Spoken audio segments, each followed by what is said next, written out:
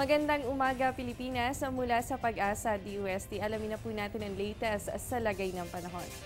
Mga kababayan, tail end of a cold front ang kasalukuyan pong nakakaapekto sa bansa at partikular po yan dito sa may eastern section ng Northern Luzon. So sa mga kababayan po natin sa Cagayan Valley, asahan po dyan ang pagkakaroon ng maulap na kalangitan at ang mga mahihina hanggang sa katamtamang pag-ulan. Dito naman po sa atin sa Metro Manila kasama ang Ilocos, ganun din po ang probinsya pa ng Cordillera at dito po sa may Central Luzon, asahan po natin ang maulap na kalangitan at ang tsansa ng mga pulupulong maihinang pag-ulan. Maaraw at maliwalas na panahon naman po ang aasahan sa nalalabing bahagi po ng Luzon kasama ang Visayas at ang Mindanao. Pero hindi pa rin po inaalis ang posibilidad ng pagkakaroon ng mga pag-ambon sa hapon o kaya naman po ay sa gabi. At sa aming pagbabalik, abangan po ang inihanda naming trivia. Kaugnay po yan sa Chinese New Year. Yan matapos ang isang paalala. Kain na! At syempre, hindi kumpleto kapag walang kanin. Almusal, hapunan, sa karinderya, restaurant, only rice, half rice, brown, puti. Sa bahay, opisina, pati sa eskwela. Basta, wag lang may maaksaya. Palay, bigas, kanin, wag sayangin.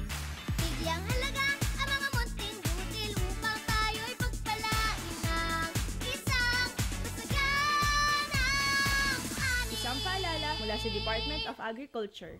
At mga kababayan, ito na po ang inaabangan hindi lamang ng mga Chinese, kundi pati na rin tayong mga Pilipino. One day to go and it's Chinese New Year. So ano nga ba ang mga preparasyon na maaari nating gawin para salubungin ito?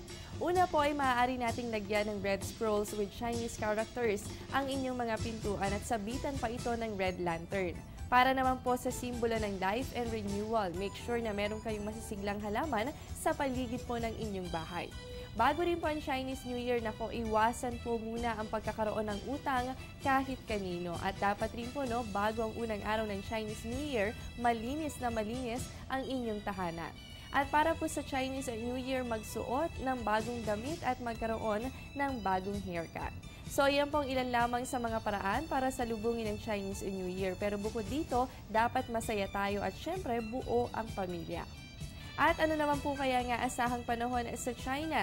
Since nasa January to late February ang selebrasyon nito, asahan po natin ang malamig na panahon sa China. Sa katunayan, ang North China ay makakaranas po yan ng below 0 degrees Celsius habang nasa negative 10 degrees Celsius naman po sa Beijing at nasa negative 20 degrees Celsius naman po para sa Harbin. Samantala, mas mainit ng bahagya naman ng South China kumpara po yan sa North China. Malamig at mahangin naman ang mararanasan po sa Yangtze region at komportableng panahon naman po ang aasahan sa Hong Kong, Macau, Guangzhou at Shenzhen.